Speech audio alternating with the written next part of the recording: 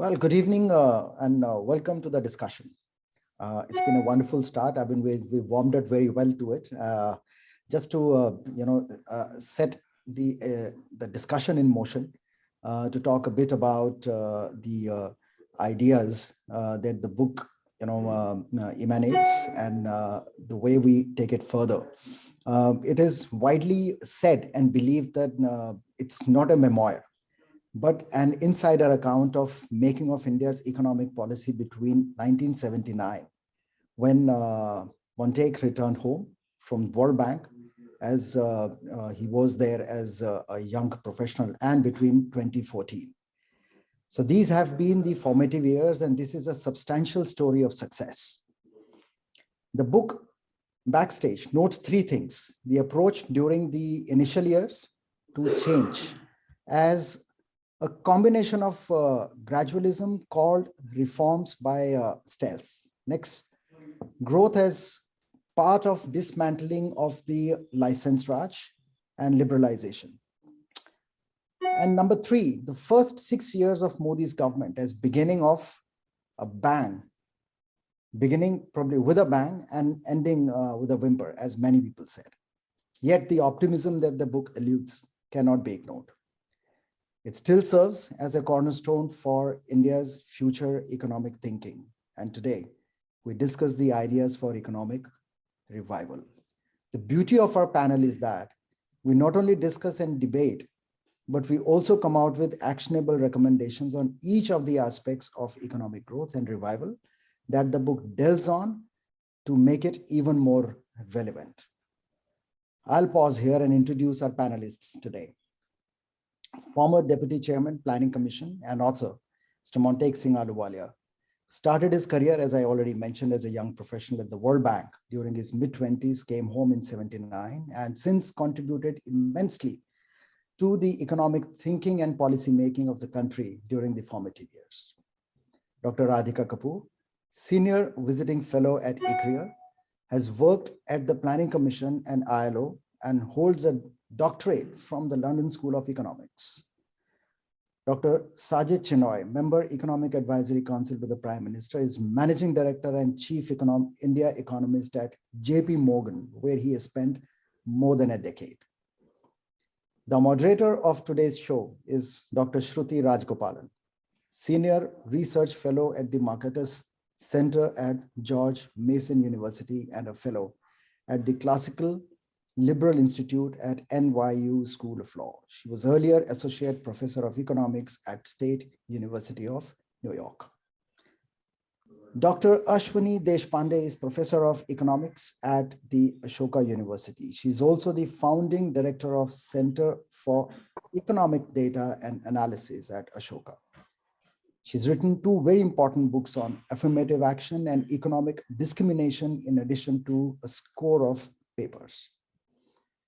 Mr. Pradeep Mehta is the founder, Secretary General of Cuts International, a non-profit organization that works to provide poor with access to developmental opportunities.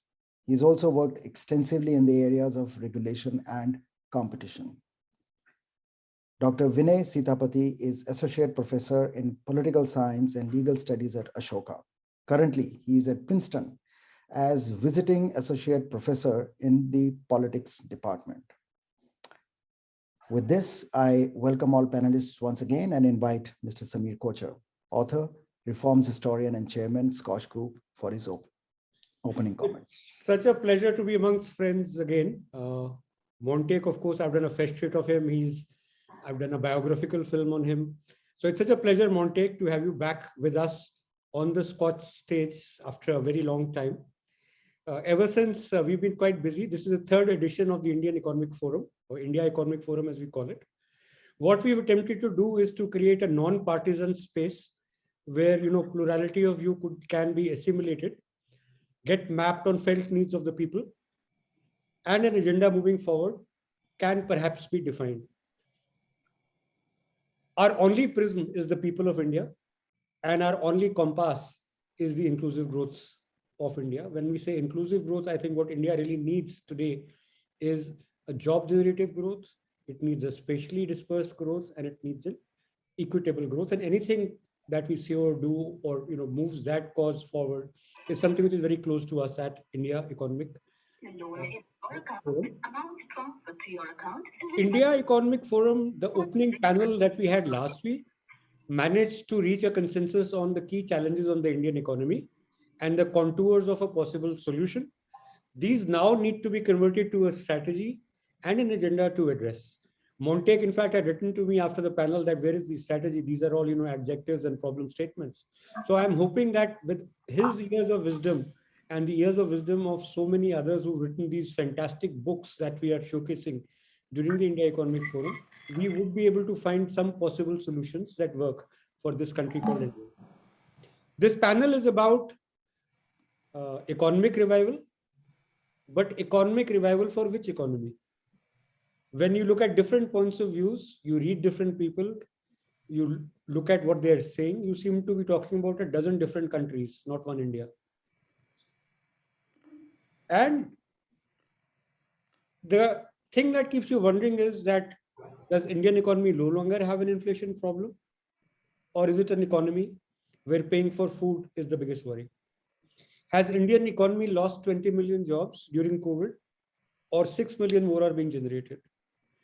Is Indian economy more equitable than it was, or is it where welfarism rules to an extent that rural India doesn't want to work? Once we are able to figure out which one of these is the Indian economy that we are dealing with and proposing to give prescriptions for, perhaps the ideas for economic revival can be worked out better, and debates like capex versus revenue expenditure settled with a little bit of more positive connotation, so to say. Fortunately, we have 64 most brilliant Indian economies or economists from across the world who are participating in India Economic Forum this year. And they would help us understand these issues and define these contours much better. As I said, we are non-partisan. And the reason why we're looking at books is because this is very important literature which no one buys and no one reads. Less people buy and actually even lesser read. So, somebody may be just buying it for decoration. So we picked up all these books, whether it's on public policy, whether it's in economics, whether it's in governance, and we've said that we will make LITFests out of these. And if Montek has written an 800-page book, could we convert it into a half a page of action agenda, depending on the wisdom of all of you? And that half a page of action agenda may be converted further to 3 slides. And, I take pride in my persuasive powers. I can keep chipping at it till I irritate you into acting. So hopefully that half a page document and 3 slides will move India from where it is, if it needs revival, forward. With that, over to Shruti. Thank you so much, Samir. And it's a pleasure to be here with all of you. I have read the book. It's not 800 pages long, but it is very, very readable. It's very enjoyable. Actually, it's not one of those boring technical economics or policy books. It almost reads like a thriller, may I say, if you're an economist. It's a page turner. It tells you exactly how these reforms happen. So, unlike Samir's prescription, this is one point I disagree with him. I recommend everyone picks up the book and doesn't wait for the 3-slide version. The way I would describe the book, Montek, I thought it was a memoir when I picked it up, but I soon realized that it's not. It's a little bit more of sort of a, journey of policy reform. It's almost like a travelogue, the way one thinks of reforms if you're actually in it, participating as professional economists. And one of the crucial things that I think is relevant today is when you start thinking about the 1991 reforms, there was a widespread agreement that, India's economic rates of growth are very low. And of course, there was a massive balance of payments crisis brewing and something had to be done. And the question was what? And you walked us through exactly how that came about. To bring us back to present day India, I just want to get your and then everyone else's quick take on what we think is the state of the economy. Are we in a similar state of crisis? And what is the one major policy reform that needs to be done to, sort of slowly bring us out of that state of crisis? So Montek, I'll request that we start with you. Thank you very much, Shruti. Thank you. Thank you particularly for saying such nice things about the readability of the book. So I won't resist the temptation to display the thing so everyone can see what the document actually looks like. So that's what the document looks like. And good luck to all of the viewers who want to actually read it. Now, you asked, I'm not going to go on about the book. We can go into various aspects later. I want to answer the specific question you raised, which is, are we in a similar kind of crisis? And the short answer is no. The reason for that is that when the 91 reforms were done, we were not in a situation, first of all, where there was a global turmoil. In fact, quite the contrary. The global economy was actually doing not badly at all.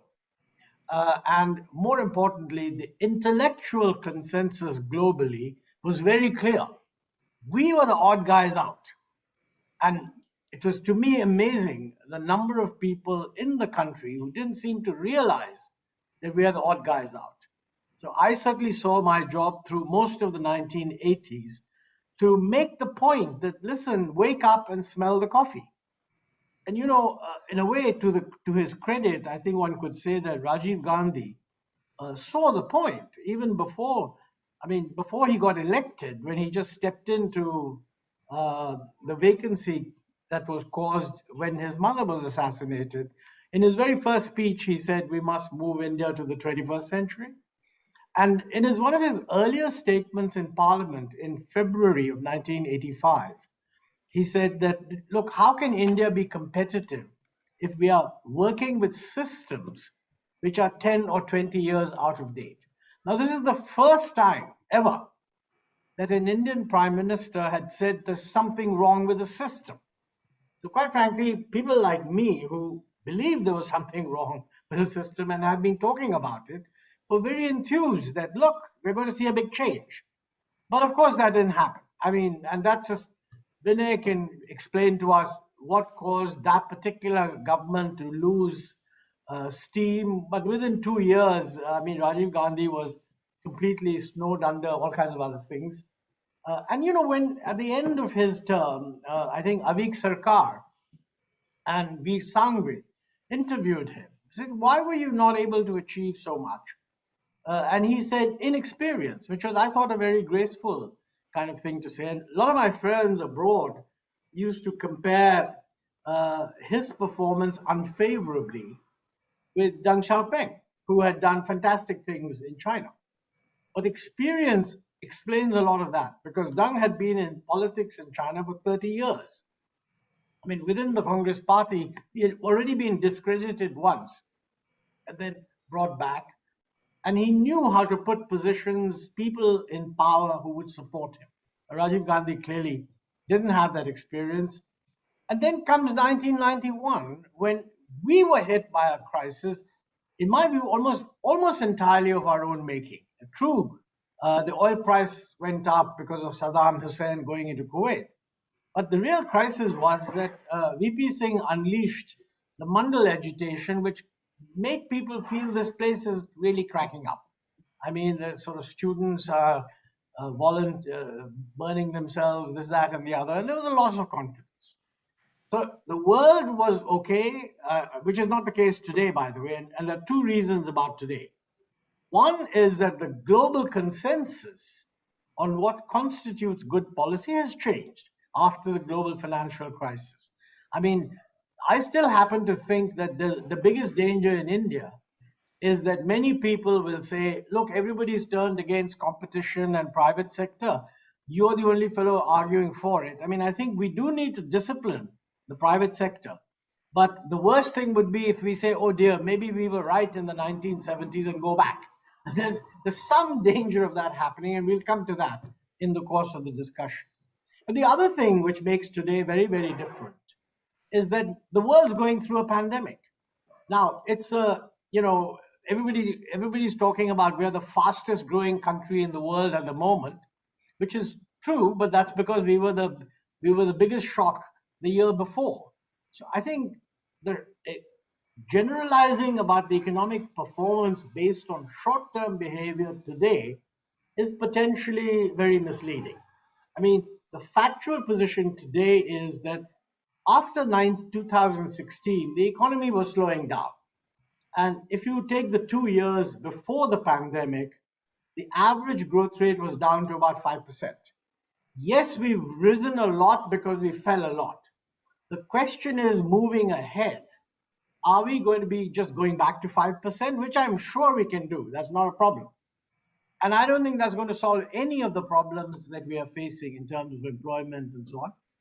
One of the reasons for that is that these problems are also partly the consequence of longer run trends, which were evident even before the pandemic. And these trends are evident all around the world. You know, automation. I mean, on one side, digitization has a fantastic upside. But on the other hand, automation creates a very different kind of job environment. And every country is facing this problem. So I think we are in a crisis. The biggest mistake is to focus too much on our short-term revival. The second mistake is to think it's the same kind of crisis as last time. It isn't. It's a very different one. I'll stop at that point. That's great. Actually, there's a lot I want to unpack in that, but I want to get everyone else's quick take. So, I just want to see if we all, when we take the temperature of the economy today, are we all sort of on the same page or not really? So Sajid, I'll ask you, you've written a fair bit about this, even pre-pandemic trends on the economic slowdown. So where do you think we are? Is it a crisis? If so, is it a similar crisis and so on? Thanks, Shruti. Let me just start by endorsing what you said on Montek's book. Wonderfully readable. I read it twice, actually, once 2 years ago when it came out and once in preparation for today, and enjoyed it as much the second time, and in fact, appreciated more the second time. I think every student of economics and person interested in policy should read this. It's not only about economic policy, but about the politics of economics. And I think what is particularly interesting is that the M document was so general equilibrium in its nature. I think that was a treat to read and understand. And you understood, appreciated why the reforms were sequenced the way they were. Shruti, on your more contemporary question, I think it's a good time to take stock as we have kind of, hopefully the Omicron wave is fading. The good news is every wave has had a smaller economic cost over the last 2 years. But, and so the good news is we're back at kind of pre-pandemic levels. But I think we need to judge ourselves by where we are compared to a pre-pandemic path. So construct in our minds a counterfactual. If we hadn't had a pandemic and the economy was growing at 6% or thereabouts, where would the level of GDP have been? Where are we now compared to that level? And how do we best calibrate policy to get to that level? To be fair, only the United States is back on that pre-pandemic path, given the massive fiscal stimulus. Most emerging markets are below it to different degrees. India is about 6%, they're about 6 to 7% below. So I think the urgent task ahead of us is to make up that 6% in level terms and get back on that path, because it's only then will we have a chance for the employment to population ratio, which, as Montek alludes, has been declining before the pandemic for a decade now, and has fallen further in the pandemic, to go back to at least pre-pandemic levels. Now, the question is going to be, how do we get there? Samir was asking about economic strategy. I think it's good to kind of just decompose the elements of demand very briefly, right? Private consumption, private investment, government spending and exports, C plus I plus G plus X, and kind of appreciate that both C and I will take time to recover. And this is happening around the world. Given the scarring to household balance sheets and to SMEs, we shouldn't be expecting a big boom in private consumption, which is why private consumption, in fact, has been the slowest driver of demand to recover. And that's entirely to be expected. I think more robust recovery in jobs will have to precede a private consumption revival. Private investment, the news is mixed. The good news is that a lot of deleveraging has happened in the last 5 years. This twin balance sheet problem that we've been referring to has in large part been mitigated. Corporate balance sheets are in much better position today. Corporate debt to GDP is the lowest level since 2003. So corporates are willing and ready to invest. The problem is demand. Utilization rates in manufacturing, is, around 65, 67%, and we need to push that up closer to 80 to get a sustained pickup in private investment. So the challenge today is different from the supply constraints that we always or ordinarily refer to. This is a demand problem, not a supply problem, which then leaves us to G and X, right? That if C and I will take time, we'll have to push on the G and X lever. Hopefully the global economy will rebound stronger this year. Our sense globally is this time is different. This is not 2010. Household and private sector balance sheets actually doing wonderfully well around the world. There's about $2.5 trillion in excess saving across American households. So we expect to see strong global growth in the coming quarters. So at least India's exports should get some cyclical lift, but that will need to be compounded by strong government spending.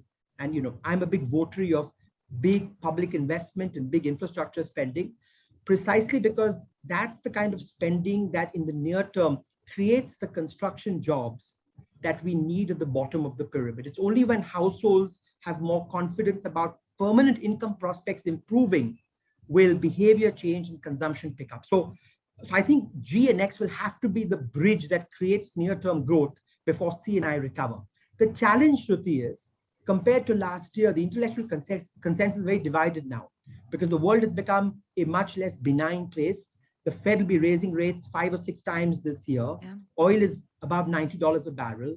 India's public debt to GDP is close to 90. All of that would call for fiscal caution.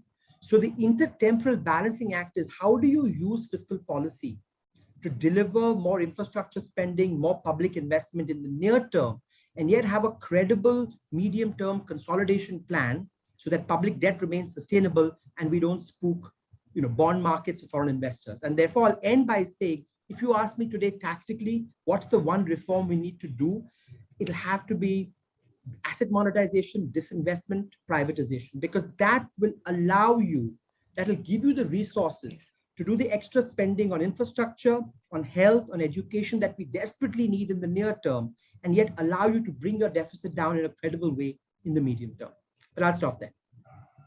No, that's really interesting because in the first round of reforms in 91, the way the fiscal space was maneuvered was by drastically cutting down a lot of the subsidies, right? And this time that doesn't seem to be quite the available playbook. Ashwini, I'll come to you. Just walk us through what you think, where we are and, the one policy reform that you think is going to get us out of this. Thanks, Shruti. First, let me, echo what you and Sajid said about the book. Montek, congratulations on a really well-written book. It is a page turner, actually.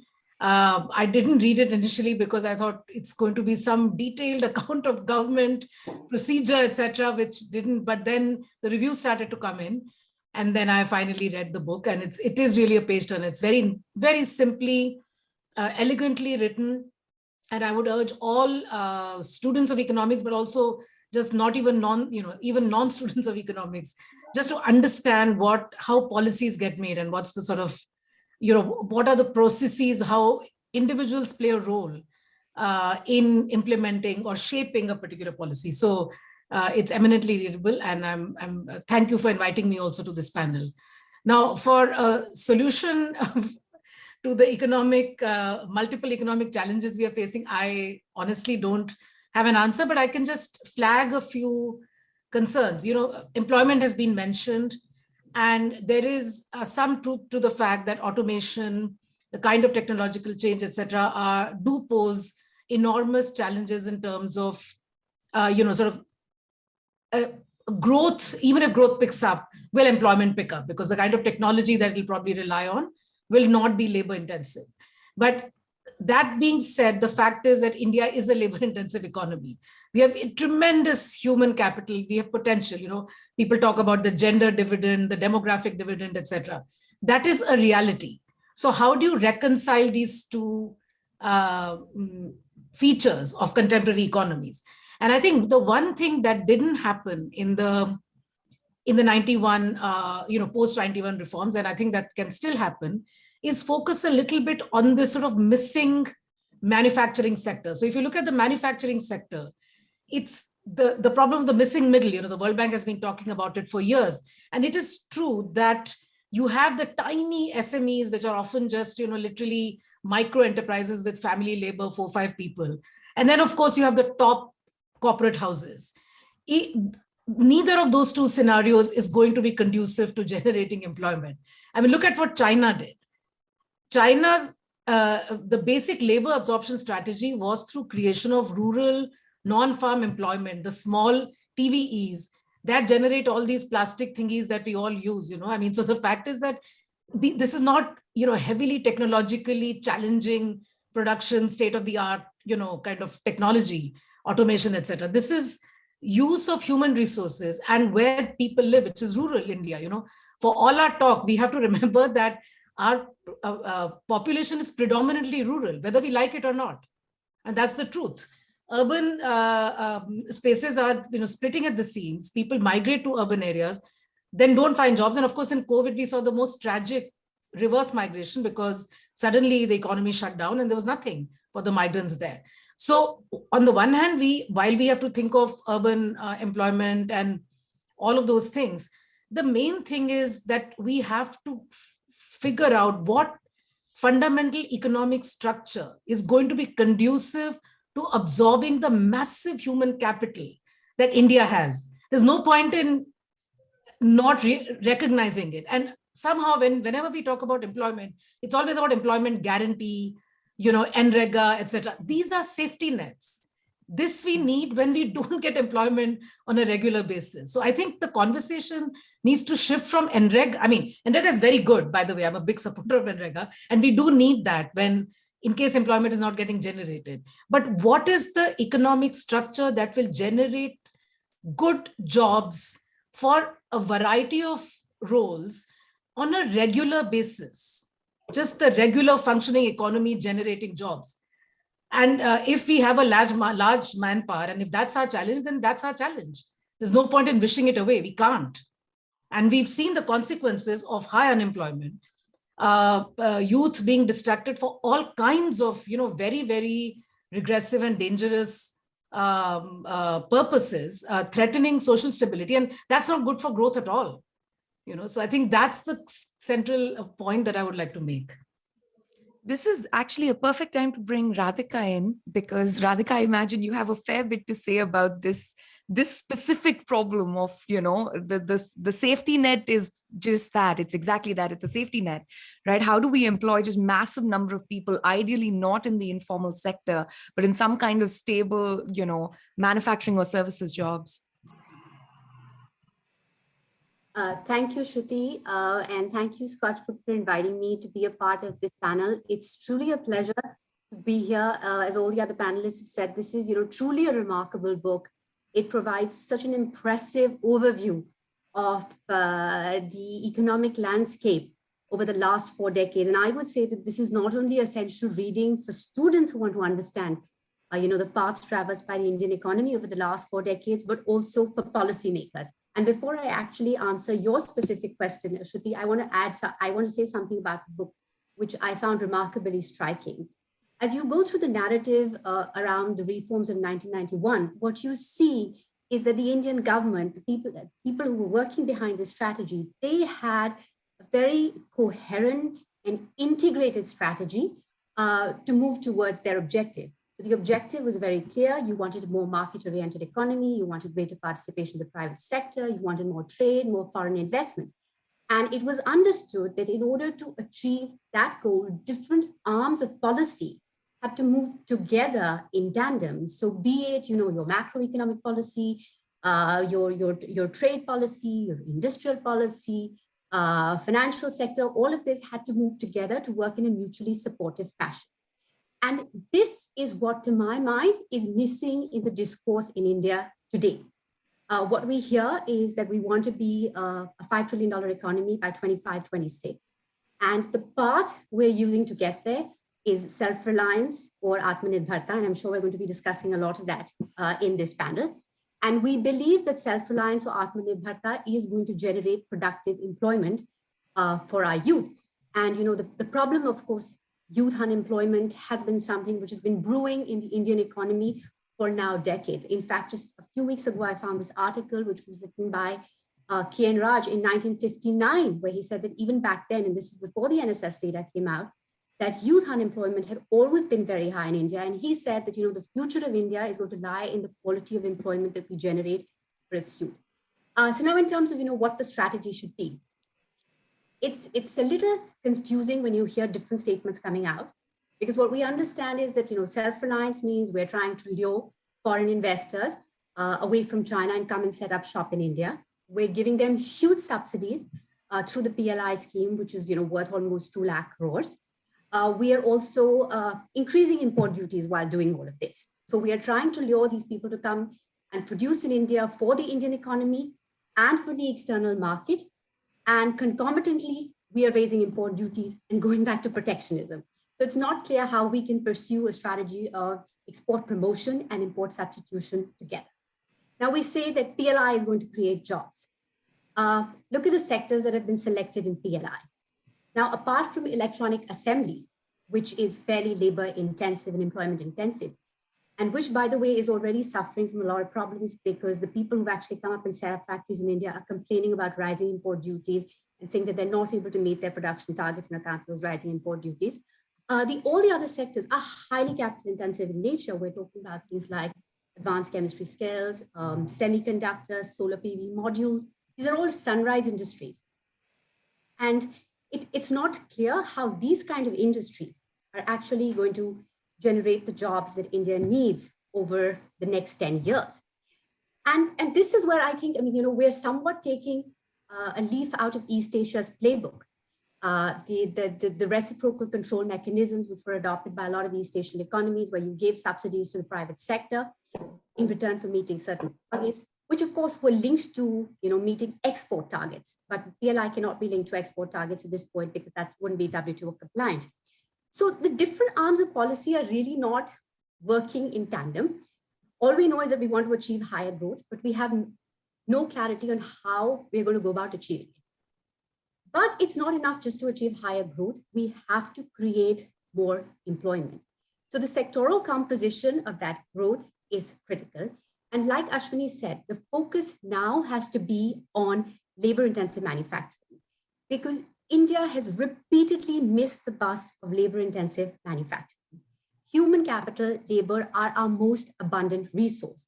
Why do we not focus on a growth strategy that actually accelerates the growth of industries that employ our most abundant resource, and concomitantly pursue a strategy of enhancing our human capital formation so that we can enhance the productivity of labor? And this is actually what East Asia did. So while, we all look at East Asia and it's apparent that all Indian policymakers have done that, what we forget is that they invested heavily in human capital. Even now, we are missing the boat to Vietnam, but look at how well Vietnam performs in human capital compared to India. I mean, Vietnam, in fact, performs better on PISA scores on maths and science than even France does. So, the idea that we haven't done well in labor-intensive manufacturing because of our labor laws and because the reforms of 1991 couldn't actually do much on the labor law front, because a lot of that was in the domain of the states, not the center, is a bit of a red herring to my mind. I think India, in terms of its growth strategy, we haven't realized the value of our most abundant asset and exploited it, and to take our growth now to the next level. And that's the question we need to ask now, because in 91, it was clear that with all these controls, the private sector was shackled. So you had to remove those controls to unshackle the growth of the private sector. What is it now that will take us to the next level of growth? Because remember, growth was petering out even before the pandemic hit us. And by 2019-20, growth had slowed down to 3.7%.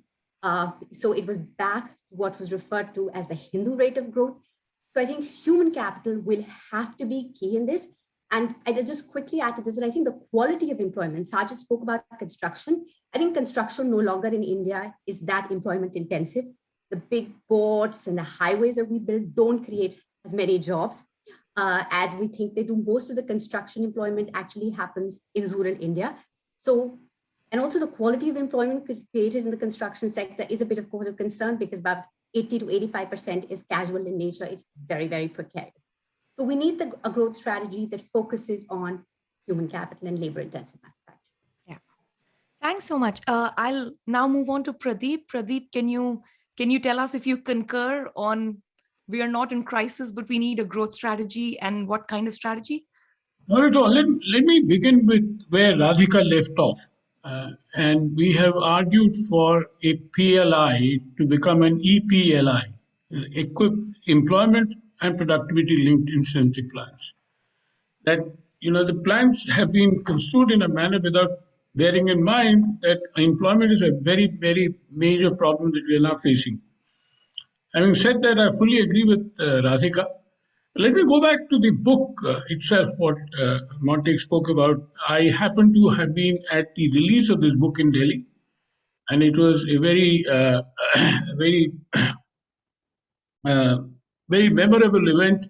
That's the last time when I saw Ishar Ahluwalia, his wife, a late wife, on a wheelchair, and that was the surprising part that I saw. I didn't remember that. But having said that, I, of course, read the book, and I fully agree with whatever has been said before. Extremely readable book and very, very enlightening as well. For me, it has been a good teacher, in a sense, the book itself, to understand. Having been a public policy practitioner for quite some time, I found the book very enlightening, among several other similar books which have come up. And I'm so glad that Sameer, thank you very much for having organized this event, this session with Montek on a fascinating book that he's written. Having said that, I've got a few points that I would like to speak about, which haven't been mentioned so far. Unfortunately, is that we are having a growing inequality in the country, which is a very, very major problem.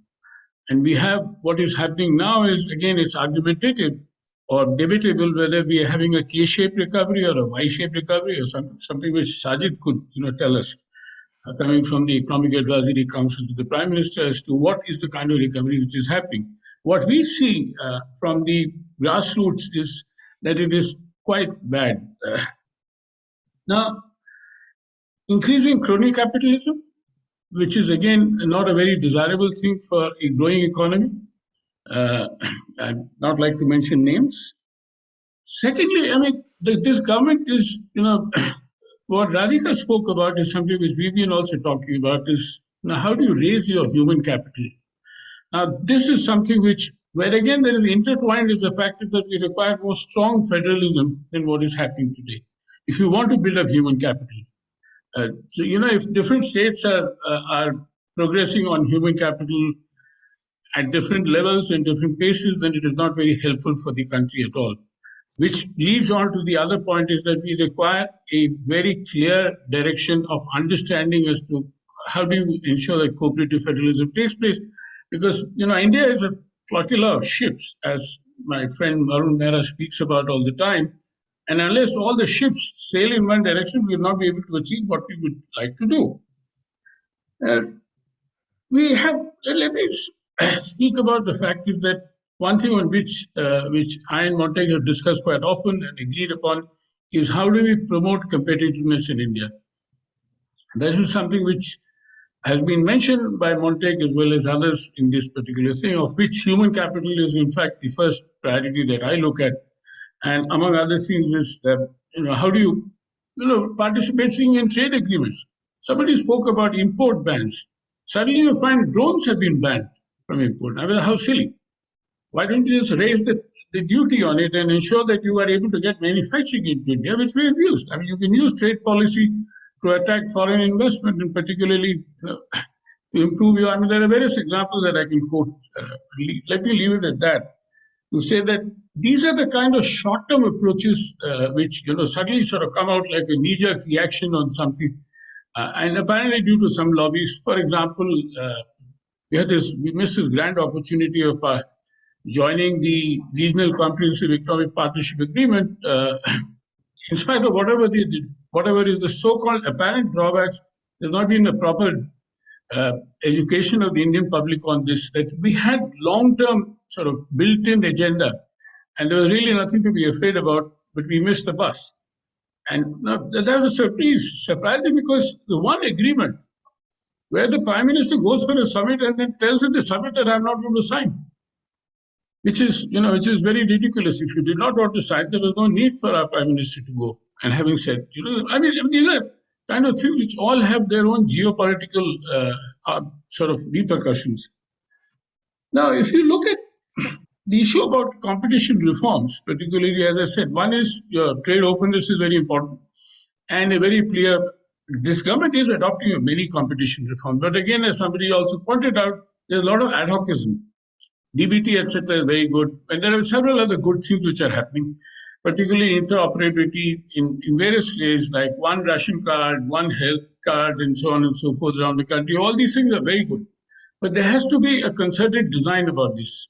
What was also mentioned by speakers before me was the issue about siloed approaches. Now, during Montek's time, the great advantage we had was Montek was a member of the cabinet. I mean, in a special invite, he was there in every cabinet meeting. The same thing doesn't happen today. With the result that the Planning Commission could work in conjunction with the government into how it is thinking and so on and so forth. I don't think the Prime Minister ever did, even made a speech without consulting Montek. And these are things which I have seen. So, that kind of thing, that kind of concerted approach in many of these issues really help. And that is the experience which we must learn from Montek, and particularly try to see to it that governments in future also do that. Now, the problem today is, now when we look in terms of, Shruti, in terms of reforms, we need administrative reforms. We need judicial reforms. Both these are great bottlenecks, great hurdles to achieving all this thing. And let me conclude by pointing out there are three problems with many of these policies: implementation, and implementation. Thank you. Thank you so much. Vinay, you've been very patient. It's good to see you. Can you kick us off on, do you agree with what's happening, and where do you see the reforms journey getting kick-started in the current state of the economy? I think you're on mute, Vinay. Can you hear me now, Shruti? Yes, absolutely. No, thank you very much. And look, it's an honor to be here among, it's a political scientist among economists. So, as they say in Hindi, Mullah ki daud masjid tak. So, let me focus a little bit about policy, because I think Montek's book, Backstage, which must be read, it's not just a policy document, but it's a story of how do you navigate politics, right? And, to me, the question, you asked, what is the nature of the crisis? And I think Montek was quite generous to this government by pointing to external headwinds, right? But what about the big internal headwind, right? Which is this government committed to focusing on economics over politics, right? And the way I see it, Shruti, the question for this government is this government Indira Gandhi in 1969? Or is this government Indira Gandhi in 1980, which is around the time Montek joins, right? Because in 1969, when Indira Gandhi is prime minister, the sole question she's asking is, how do I get the Congress back in power? I mean, how do I, Congress has declined in 67. How do I get it back in power? And to what extent is the economics subservient to my political ambitions, right? Now, by 1979, 1980, you see a different Indira Gandhi. And Montek in his opening speech also pointed out how Rajiv Gandhi himself says, look, there is a problem, right? He admits there's a problem. I think before that, Indira Gandhi in the early 80s also admits to it. You have the L.K. Jha Commission report, you have the P.C. Alexander report. So the system recognizes there's a problem. Does the system today recognize that there is a problem? So for example, many panelists have talked about a range of policy issues, right? For example, the need to spur demand, the problem of jobs, human capital, crony capitalism.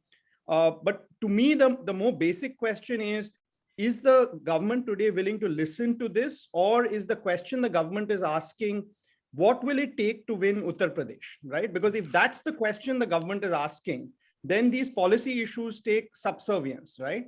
Now, and it's not just Indira Gandhi and Rajiv Gandhi. If you look at the arc of Montek Ahluwalia in the book, it's amazing, every prime minister since then, relies on his advice, across the political spectrum, right? He's also finance secretary for not just the Congress, but for the BJP and for the United Front, right? And it tells you that there's a certain consensus in the 90s and 2000s that economics should not be subservient to short-term politics, right? And I just wonder, with this government, are we back to Indira Gandhi in 1969? That's actually a great point and a great segue to where I wanted to go back into the book with Montek. So one of the things that jumps out, when I was reading the book is, at the time, it's not that politics is not important, but that there is a fair amount of delegation by those in political power, elected political officials, to technocrats. Right. And there's a fair amount of continuity between technocrats. You yourself have served in so many different administrations, led by different parties. This is something that is completely missing in present day politics, right? So, to break this down further, when Pradeep was talking about decisions being made in silos, right? And Sajid talked about this kind of cohesive view from the M document. You get that because the prime minister trusts his various cabinet ministers, who then trust, the secretary of commerce and secretary of finance and so on. I don't see any of that going on. And I'm, of course, not an insider. So Montek, maybe you can walk us through what was going on then and what seems to have broken down internally, within governance in India now.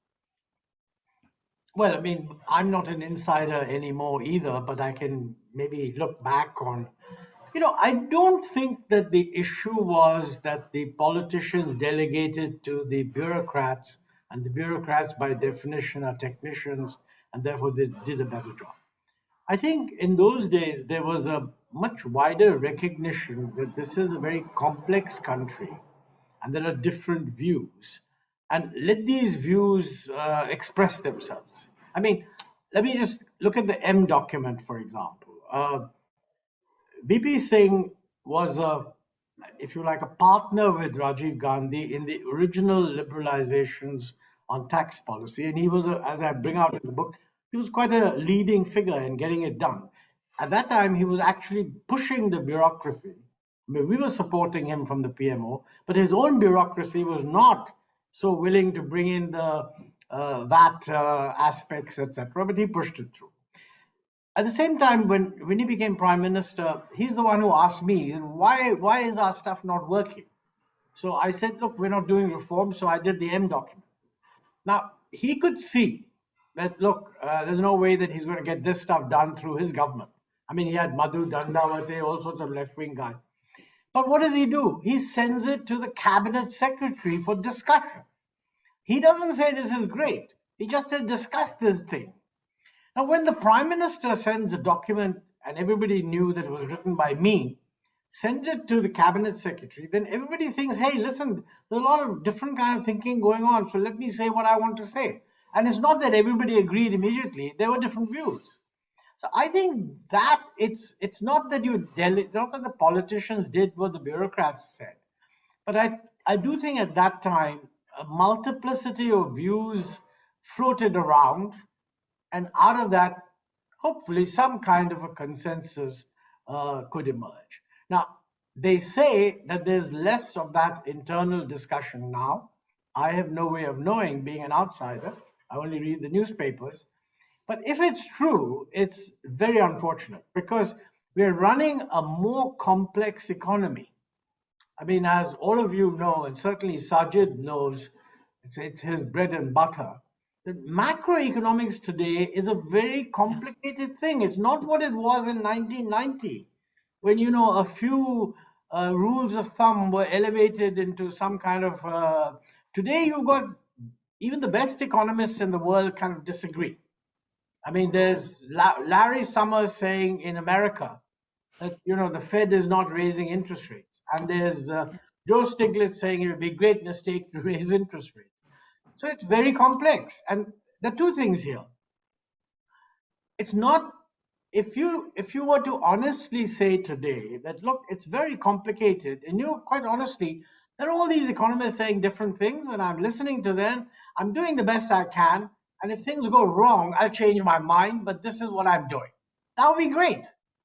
What is not credible is, don't bother me with all this. We worked it all out. This is the right thing. We're doing it. And everybody says, yes, that's the right thing to do. Now, that doesn't impress people outside anymore. And one isn't making policy for outsiders, but if you depend on capital influence, the quality of your decision making matters. I think everybody recognizes that in politics, you're going to bash each other up. I mean, that's good fun. Government bashes up opposition, opposition bashes up the government. That's okay. Nobody minds that.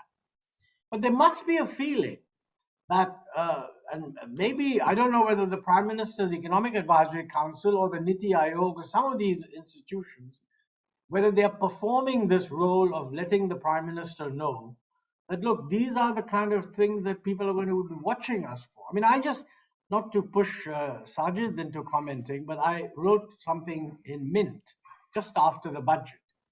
And, you know, I pointed out that, look, I'm just surprised that the finance minister did a retrospective amendment in this budget when the BJP, I think rightly, had criticized the UPA for the Vodafone amendment. I mean, Arun Jaitley had said that we will never do such a thing, but we've gone and done it. So I don't understand, you know, if you're trying to attract foreign investment, what she's done is actually quite minor. I mean, not that many companies involved, but having asserted the principle that our government will not do retrospective amendments, I wonder if somebody said that by departing from that principle, are you losing some credibility? So that's one example. And there are many others that one can go through. I think probably I would say, by the way, that to say something, we should be a little positive. Now, everything is not negative. Compared to the ghastly policies that were there in 1990, there are some changes which have been made and have been preserved. I mean, they were not made by this government, but some of them have been continued. For example, nobody believes now that the commanding heights of the economy should be occupied by the public sector, no matter how inefficient it is. No one says that, okay? No one says that the private sector shouldn't actually develop. And no one also says the private sector shouldn't be the engine of growth. Although, as Pradeep said, there's a lot of worry about difference between a competitive private sector and a private sector that gets caught by cronyism. That's a separate issue. Nobody says that FDI is bad. In fact, the Prime Minister, at the Prime Minister's level, has been unambiguously welcoming FDI. Of course, he's raised protection. So a lot of people would say, look, that's not the best way of bringing FDI. But nobody says FDI is not good. So that's a big change from earlier. You know, the interesting thing is about small-scale sector, I think Radhika touched upon it. It's absolutely true that employment is going to be generated by the small-scale sector. But, you know, employment is not going to be generated by the marginal small-scale sector. And virtually 80% of all firms in this country have only one employee, I mean, one worker. I mean, the owner himself. Now, if we're going to modernize, it's the upper end of the medium and small scale that's going to expand. And a lot of that expansion, until we start growing at 10%, is going to be squeezing out the marginal fellows at the bottom. I'm not sure that we understand that adequately and focus on it. Because, you know, it's absolutely right that we need to give more credit to the small scale sector. If you could get the public sector to lend to the small scale, which you should, and there are institutional constraints, they're going to lend to the more efficient of the small scale. They're not going to lend to the very bottom. So this focus on mudra loans is, I think, completely the wrong thing. Because mudra loans is just little loans given to little people who are using them in order to survive. That's not what's going to create employment.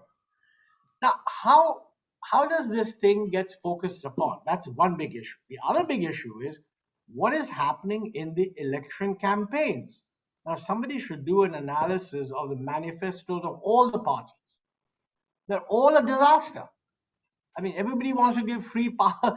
I mean, everybody wants to write off debt. You know, this is, we appear to be building a politics on a coinage that we don't have. And that will sooner or later push us into fiscal problems. And that's the big macro thing which everyone talks about.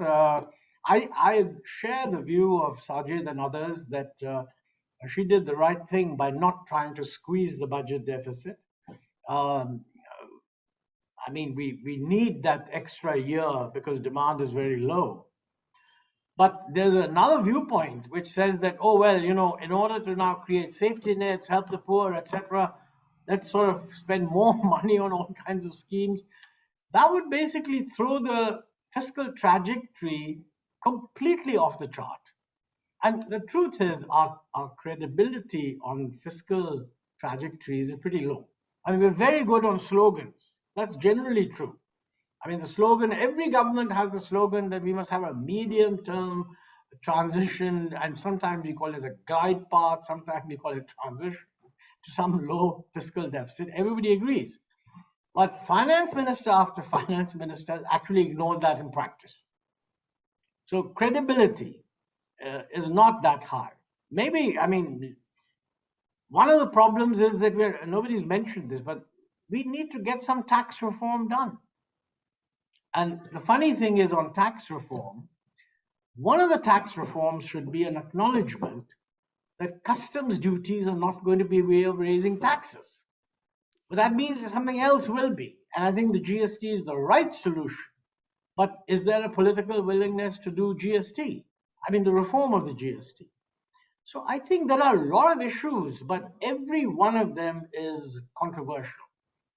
And I don't think in the debate enough, we're carried away by slogans, and the good thing is we also have targets. So the slogans are there, you know, inclusive growth, sabka saath, sabka vikas, sabka everything else, and so on.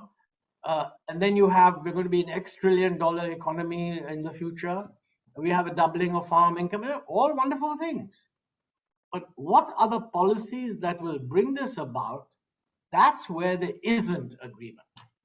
And I think that's somehow, if we can bring that about through, but we'll only bring that about through debate. It would be a mistake to think that the way to bring it about is to get the perfect policy and then sell it. It's much better to let all these economists kind of bash each other up and then tell the people that, look, these fellows don't actually agree, you know, it's quite complicated.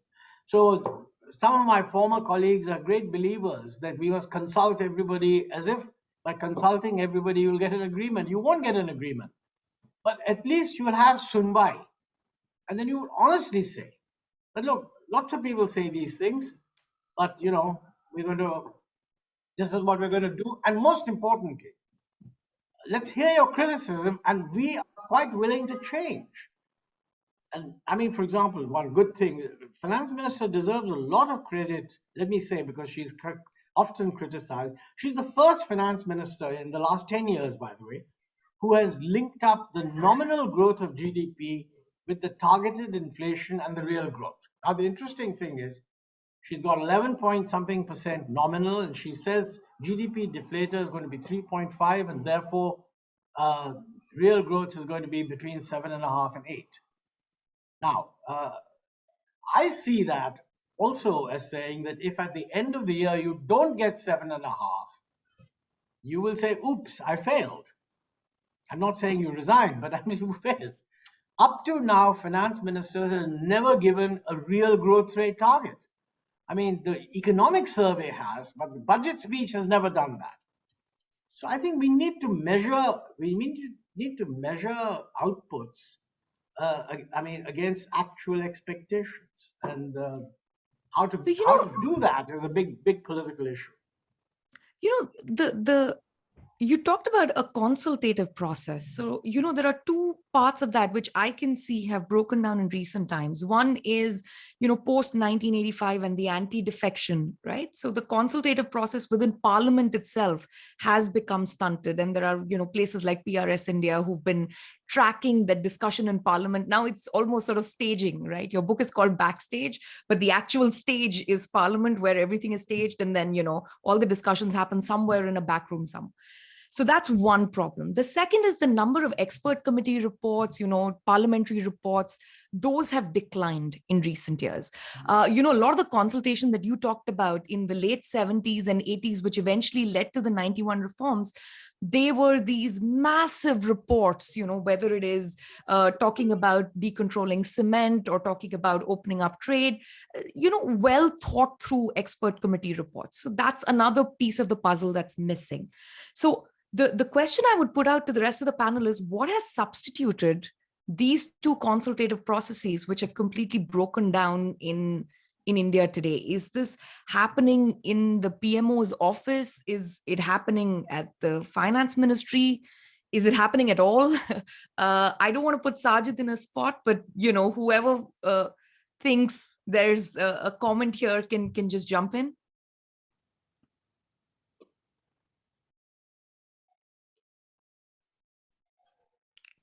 So Shruti, I don't have an answer to your question, but I want to add to your question, which is that one more thing that appears to have broken down is that we no longer seem to be looking at the data, even the data which is put out by the government itself to inform policy. I did work in the Planning Commission for a while. I didn't have the fortune of working with Mr. Ahluwalia, but with another member. And I recall, sitting behind in those meetings and listening, and the level of discourse was, a different order. It was just very intellectual, and it was also data backed. And if you look to the discourse now, we are questioning NSS surveys, which have been happening for decades, which have been internationally lauded. These surveys are very difficult to do in an economy which is as complex, as diverse, and as large as India, and especially one where you have such a large informal sector. And we are questioning all the data which is coming out, be it the PLFS. I mean, there was a piece very recently where someone from the government was questioning again the comparability of PLFS surveys with NSS surveys. We have completely disbanded the consumer expenditure survey of 2017-18. I mean, it's not that we've not had surveys in the past which have not given favorable results. I mean, even the 2019 consumer expenditure survey, it was dropped and done again in 11-12. But nevertheless, the data was made available to academics and the public at large to analyze. So I think the role of data also in informing policy has diminished tremendously. And that's a huge cause of concern. Also in the context of the GDP data, because quite frankly, we are saying we are back to pre-pandemic levels, but given that our GDP data is not capturing the distress in the informal economy, we are still using statistics for the informal sector based on 15-16. I think there's a bit of misplaced complacency if we think we're even back to pre-pandemic levels. I'm going to ask you. Sorry, go ahead, Sajid. I'll just say, I'm only speaking on behalf of myself, not in part of the advisory council, just to be clear. B, I can say this much without going anything privileged, that we do get asked a lot of information, and we do, think about this, analyze it, write about it, and send it back to government. So that's what I can say. I'm going to just shift course for 30 seconds to bring up something that Radhika brought up earlier, which is on the labor market. And I couldn't agree more with Radhika that we do want more human capital. We do want higher quality jobs. We do want more white collar jobs. But I think if Montek's book is anything, the discussion in the 80s and the early 90s was about, if you can't get the first best, at least let's start with the second best. And then we'll hopefully get to the first best later. And I would simply say the gestation for this is going to be more than 2-3 years. Of course, we want better education and better health skills and more human capital, but that's a decadal project.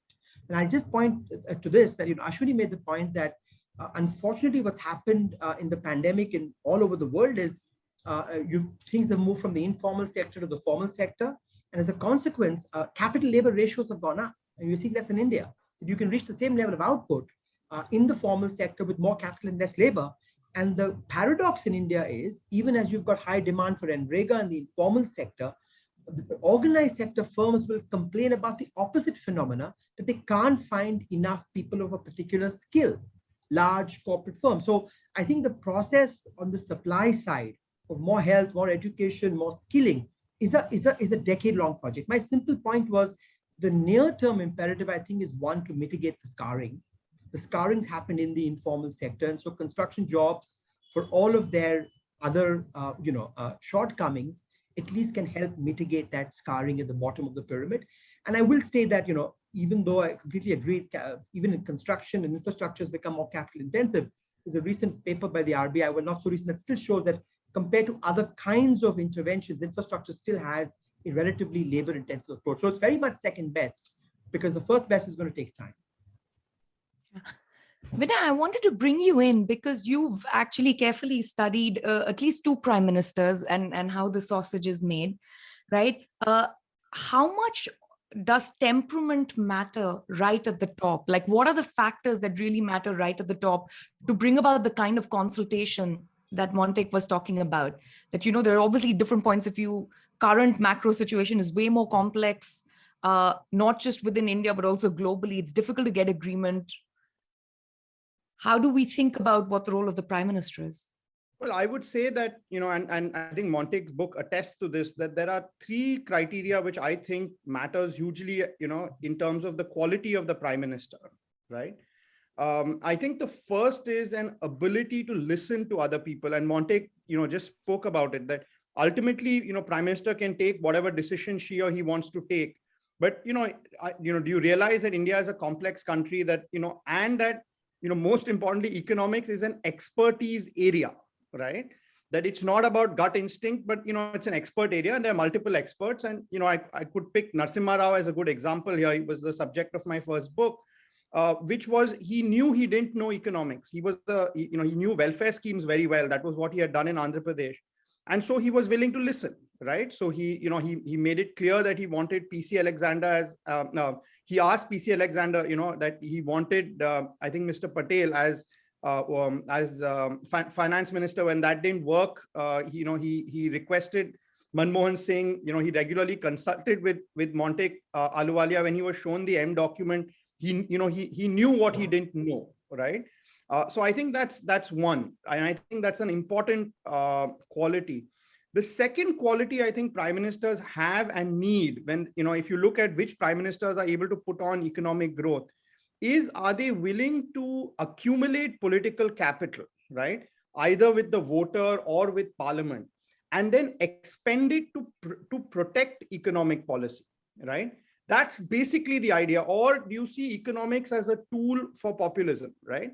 Or, you get political capital from elsewhere, and then you shower it on your planning commission, on your finance minister, I have this exchange in my second book where, Atal Bihari Vajpayee is asked, about, this is with regard to disinvestment of Centaur, if my memory serves. And he's asked, he said, look, this may, this will go to the Supreme Court. This may be an issue, right?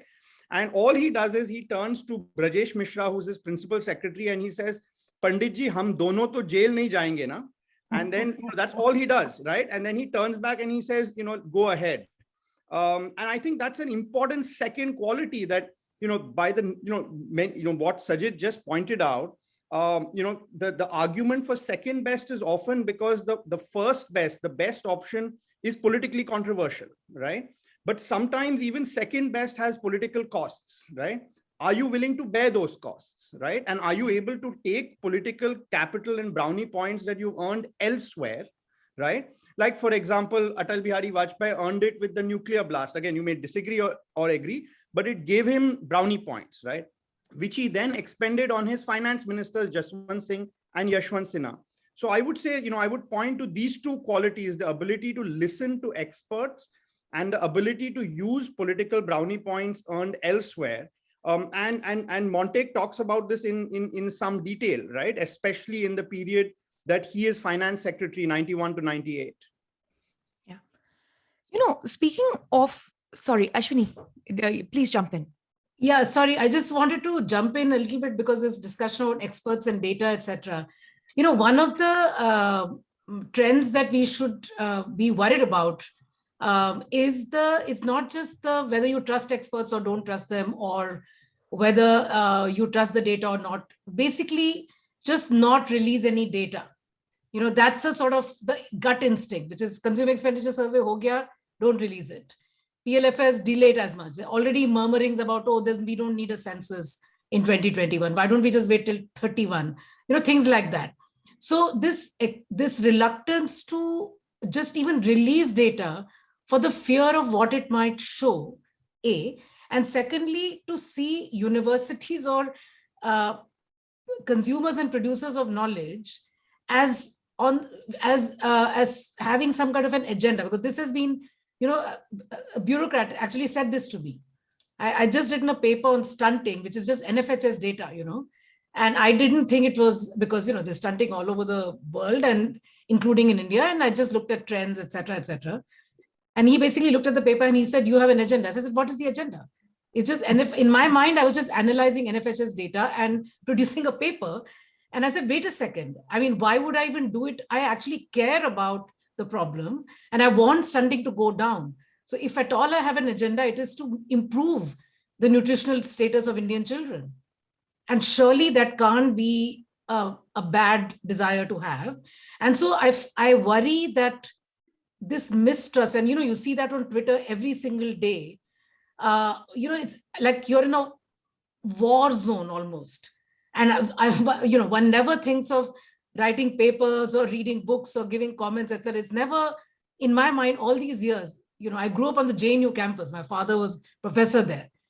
And even with that childhood, I never thought of the act of research as an act of war. Whereas suddenly now it seems to have turned into an act of war. And that I think is so forget about listening to experts or committees or whatever. I feel like, scientific knowledge and rigorous investigation into issues is something that should be lauded. And India has always had a very proud tradition of that, And I think that that's what we have to somehow restore, that tradition. So, the mistrust of elites, I think this is clearly like, sorry, Pradeep, you have your, I think you're on mute, Pradeep.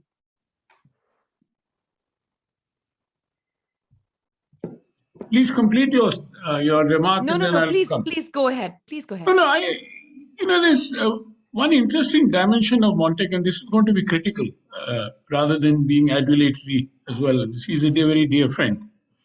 Having said that, when we talk about Narasimha Rao, he came with the experience of being a chief minister of a state. Now, some people said that as chief ministers, they had a better understanding about the ground realities. And the same would apply to Narendra Modi as well. Now, what Narendra Modi felt about the Planning Commission was that he has to come there with a begging bowl. And that is what led to the demise of the Planning Commission, which I think was a very sad chapter in our history. And we fought for it again and again that, look, this process should be on. Now, there is a substitute body which has been set up, Niti Aayog, but that doesn't have the teeth to be able to do anything about that. Secondly, another drawback of Montek was he was not able to assert. But having set up the independent evaluation office, which we were lacking, the result that there is no process of evaluation which is going on to understand what is right or what is wrong, etc., etc. He was stumped by the bureaucratic member secretary who was there. I mean, she would refuse to do, follow out, implement the discussions. It was so bad. And Montek, I've had bad experience with her as well. We worked on the National Manufacturing Plan with Arun Mehra and the Planning Commission, which is an excellent, well thought out, well discussed plan to complement the National Manufacturing Policy, which is being drafted by the DIP. There's a National Manufacturing Policy and a National Manufacturing Plan, which comes through a very vigorous consultation process. Here again, I'm looking at the vigorous, the lack of, this kind of siloed approach. The National Manufacturing Plan only appears on the Planning Commission website. It doesn't come on the National Manufacturing Competitiveness Council's website, despite of the fact that Arun Mehra was also a member of the NMCC, and question which I asked him. So the kind of siloed approaches which existed there, now National Manufacturing Plan itself, which I think is an excellent blueprint for us to be able to, to revive the manufacturing sector in India, if in case somebody wishes to have a look at it, you have to dust off the cobwebs. But it is still there, fortunately, on the website and available there. Why I gave you that example particularly is because what was mentioned in this discussion was if you want to create more jobs, more quality jobs, you require better manufacturing and exports and so on and so forth. And that is something which we need to understand better. But as I said, as Montek very rightly said, it's a complex country, and what people also feel is, but we have to understand the political economic processes which lead to these kind of situations which we are now in. Thank you. Montek, go ahead. Can I say a few words? Please. Yeah, thanks a lot. Thank you, Pradeep. Really good to have criticism. It sharpens one's own understanding. But I just want to clarify one point, and that is that I don't know what conflicts you had with the member secretary, Sudha Pillai at the time. And I mean, nobody brought No, that no, to my it was notice, but Khullar, Sindhushi the Khullar. proposition, the notion that she prevented the independent office being set up is not correct. Because I did take a note to the cabinet, and my key concern, what the bureaucracy didn't like, was that there was a unit that was doing evaluation, but it was headed at the joint secretary level and was given to some member as an additional charge. And I said, that's no good. We must have a person who will head the unit, who will have the rank of member of the planning commission. In other words, minister of state. Bring in a person who's a bit of an expert. And we got the cabinet to approve that. We had a very long process of finding a right person. And actually, I had chosen Abhijit as our first choice. He kind of said he would agree, but for some reason, I mean, they were going to have a baby, so he said, look, I can't move to India. So we chose a second very good person, and that's Ajay Chibbar, who had done lots of evaluation work in the UN and the World Bank. He was appointed, he turned up, he even supervised guys to set up his office, and about 2 months before the end of the government. And this was not, unlike member planning commission, which was coterminous with the government, this was not. This was supposed to be a 5-year appointment. So whether the government won or didn't win, Chibbar was supposed to get on to work. Regretfully, the new government actually terminated, abolished the appointment, terminated Chibbar with, I don't know, 3 months, whatever, compensatory payment or some such thing. So the office was set up, but unfortunately it was wound down. Now, why that was done, I have no idea, so I can't comment.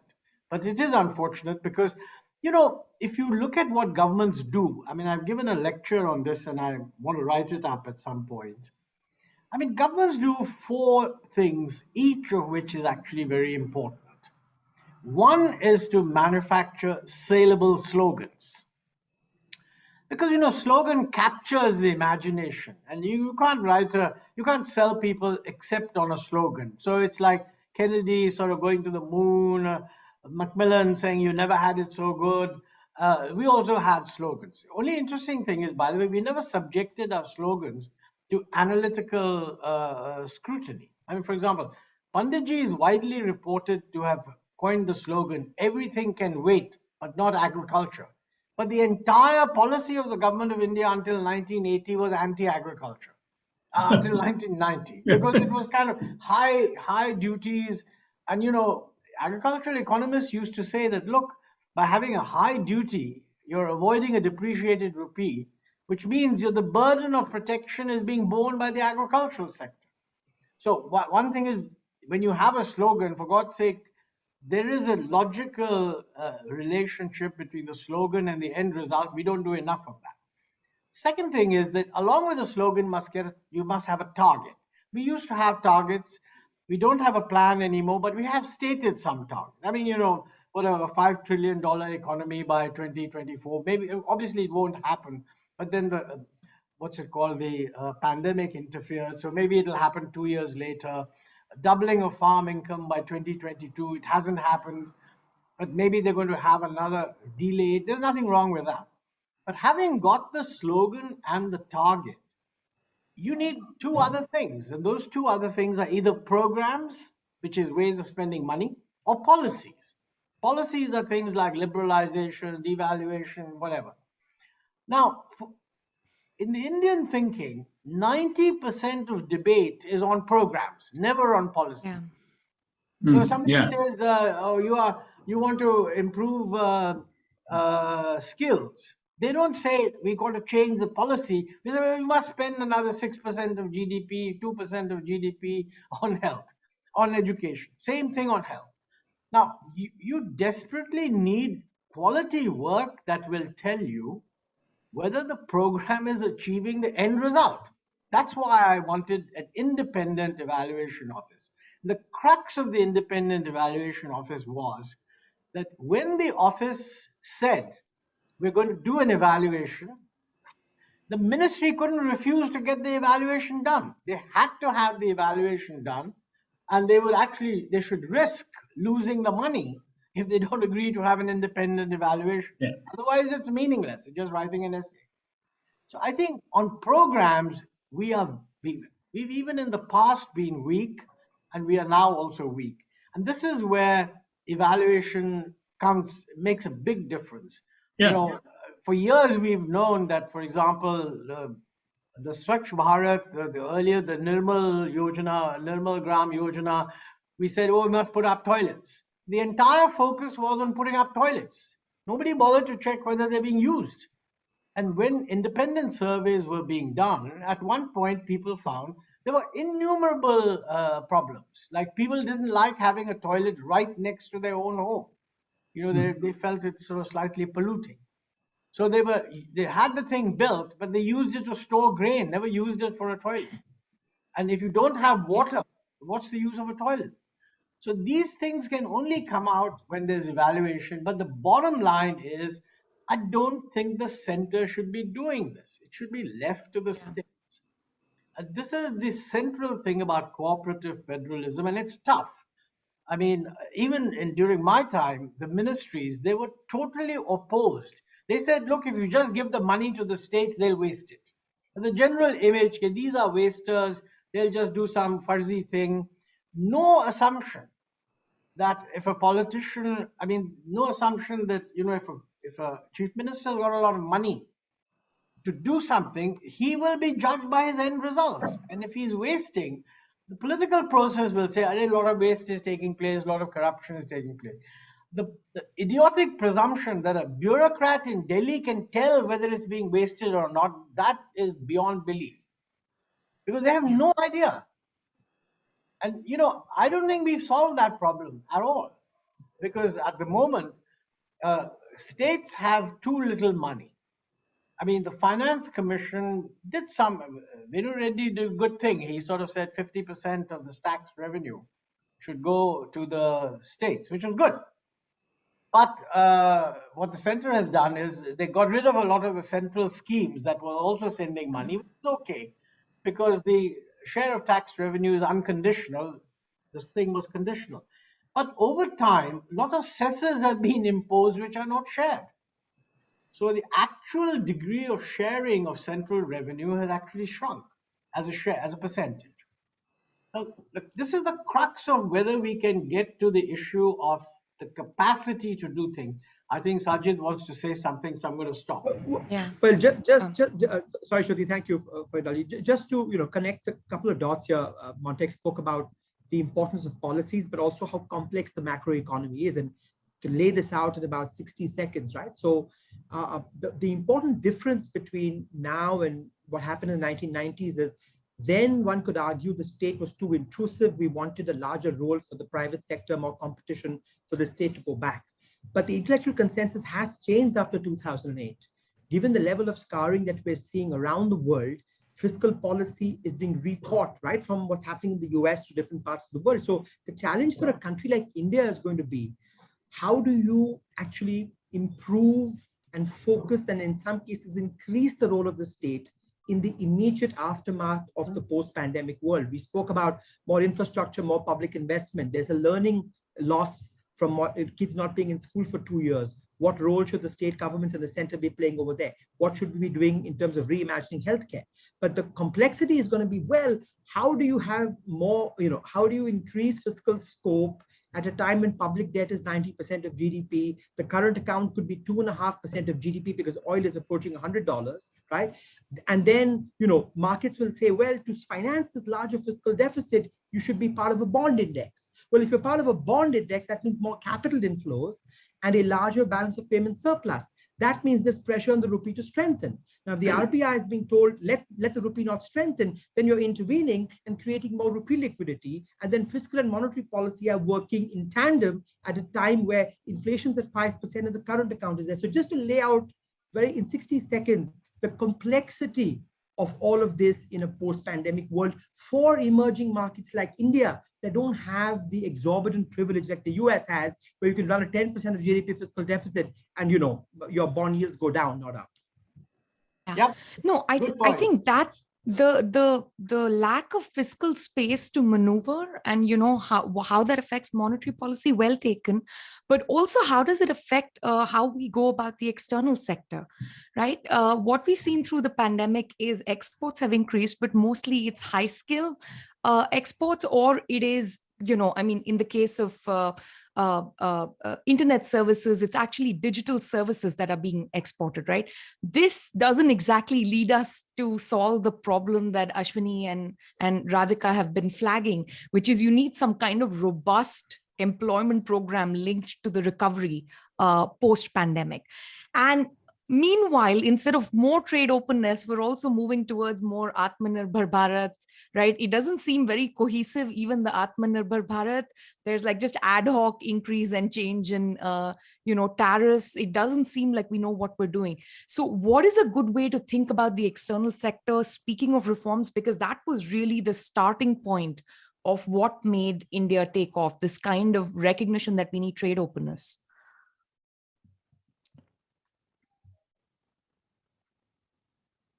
Sajid, I guess I'll start with you. You're the expert on this. Well, I've already spoken too much. I'll just keep it short. Let me make the blanket point. No emerging market in the world has grown at 7 or 8% for a decade, like India needs to grow without strong exports. So that's just a given, that we will not be able to get 7-8% growth without very strong export growth. There was a lot of things we did right in the late 90s and early 2000s to help our export case, but let's not forget the global backdrop is very different. That was a period of hyper-globalization, right? And we kind of plugged into the global engine and we got 17-18% growth in real growth in exports over a decade. This is going to be a harder slog because, you know, as you pointed out, Shruti, I think if anything post-pandemic around the world, the consensus is perhaps going towards, you know, in different parts of the world, more protectionism. The pie may not grow as much. So now we've got the harder slog of actually increasing our global trade share.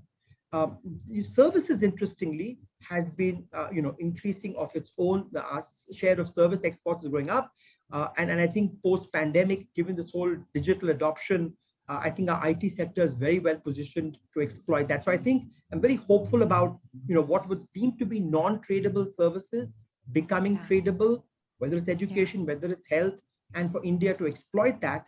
Of course, the challenge is those are white collar jobs, right? And it doesn't create the kind of jobs that Radhika and others were talking about. So the challenge, of course, will be in how do we increase some manufacturing global trade share, which has been stuck between, you know, 1.7 and 2% for the longest time. So that's a whole debate for another discussion, but let's just stipulate, without that strong, you know, close to double-digit export, no emerging market has grown at 7 or 8% for the kind of period that India will need to grow at over the next 2 decades.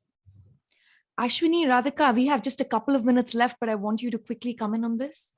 Yeah, I'll just tag on to what Sajid said. You know, the labor force that's in manufacturing, it's not even 20%. So when you talk about competitive manufacturing exports, surely one of the sort of twin concern is expansion of the manufacturing sector. And as I was saying earlier in my first set, you know, you can't rely on these family-owned tiny businesses.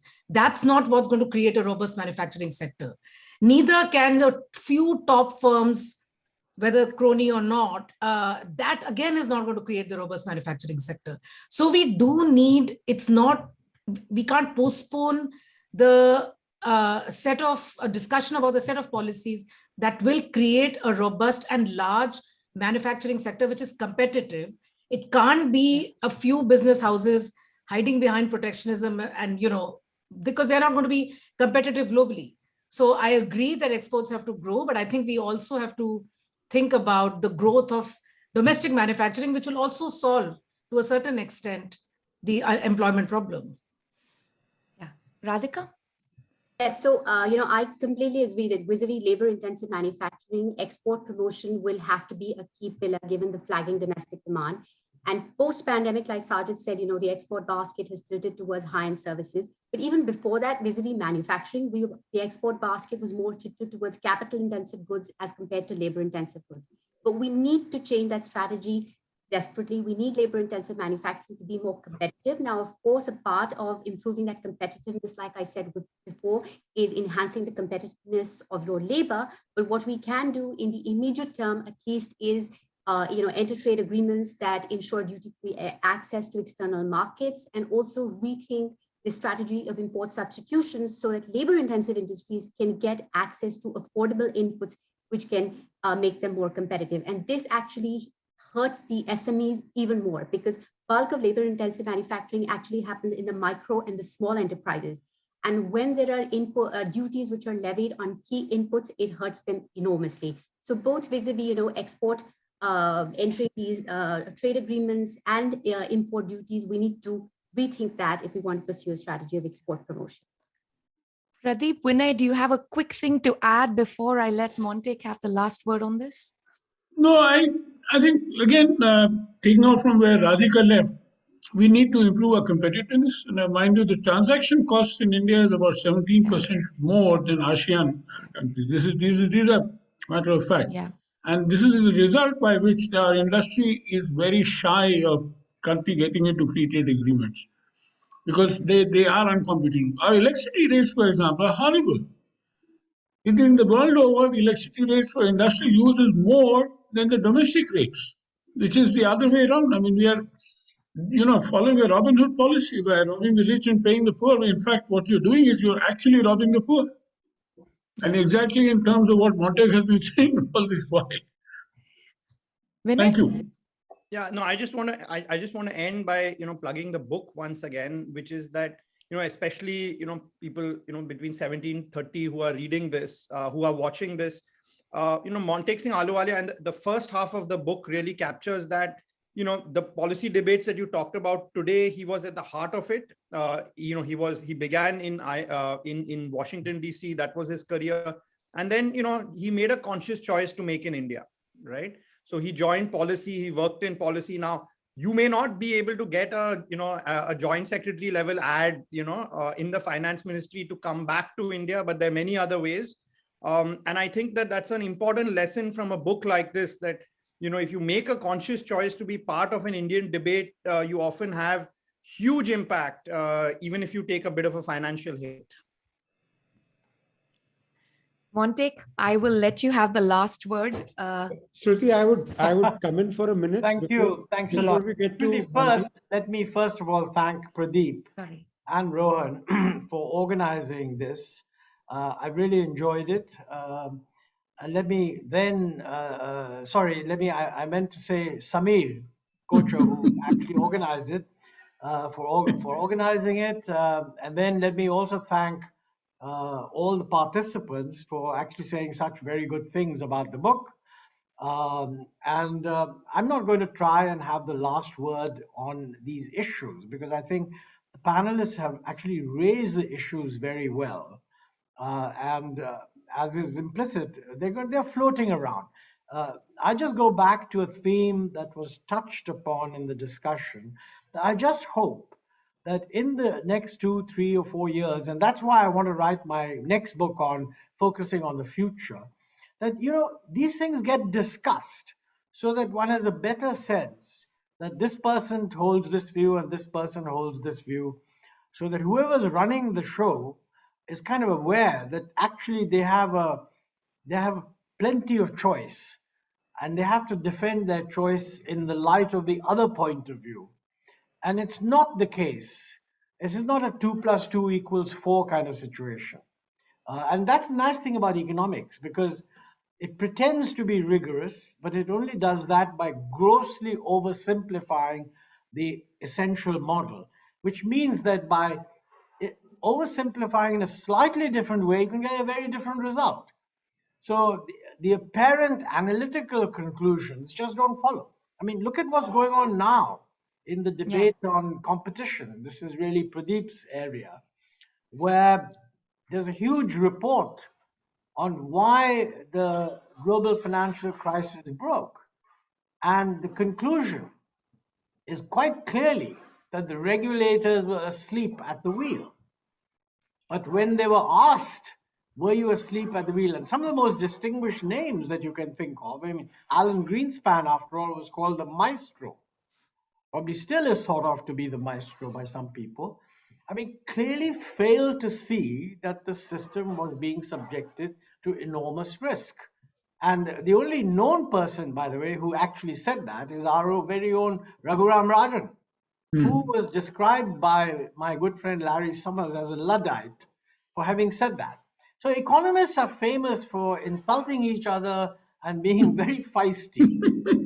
But you should know, whatever economist you've got, I can give you another economist who will have a low opinion of him. I mean, it's not for nothing that Keynes said, you know, men in power who think that they have all the authority, they're really writing the slaves of some, as he put it, defunct economists. Because Keynes's point was that somehow men in authority are always slaves to defunct economists, not good economists.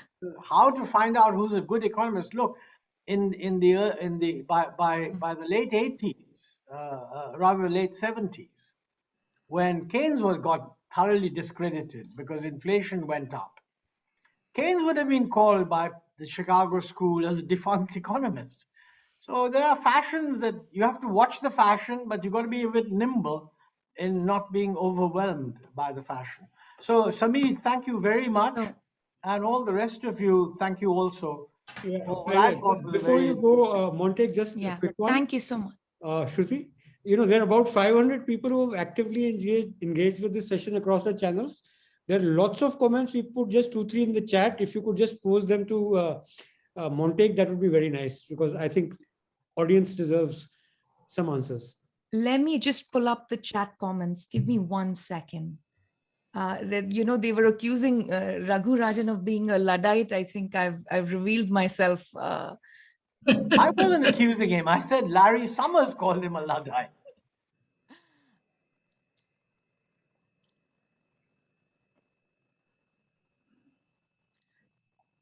So one of the interesting questions is, can economic reforms and political strategy run in parallel in today's context? I assume that's relative to the context of the book, Montek. No, quite clearly they can. But, you know, you need much greater education of the public. I mean, for example, I find many politicians say that, you know, the farmer has a huge problem because he's in debt. But the same fellows say that we should give him more credit. So they never ask the question, what is the criterion of whether the debt is unsustainable? I mean, the fact that a farmer is in debt, if you really want to expand credit, it's like saying every businessman is in debt. That doesn't mean that you write off the debt.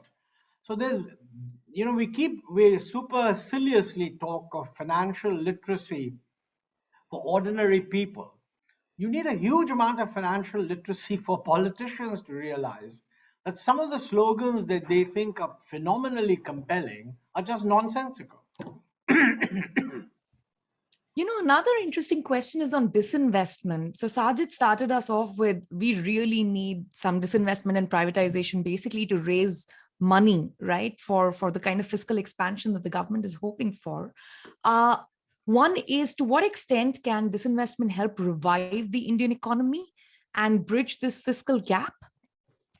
And, you know, I'll add my own question. Is it even possible? I've been reading Arun Shoury's book, Governance. And Montek, if your book is a page turner, that is a horror. So it's the telling of an everyday nightmare on how the disinvestment, you know, was actually executed and how it kept getting stalled, told in Arun's very, very interesting special way. So let me pose the disinvestment question, Montek, first to you, and then Sajid, and then anyone who wants to come in on this. Well, actually, I agree with what Sajid said, that we should do disinvestment, all the more so because we have a resource scarcity problem. You know, one good thing that has happened is that we're not now just using words like disinvestment. At least the government is openly saying we want to do privatization, but somehow haven't done it.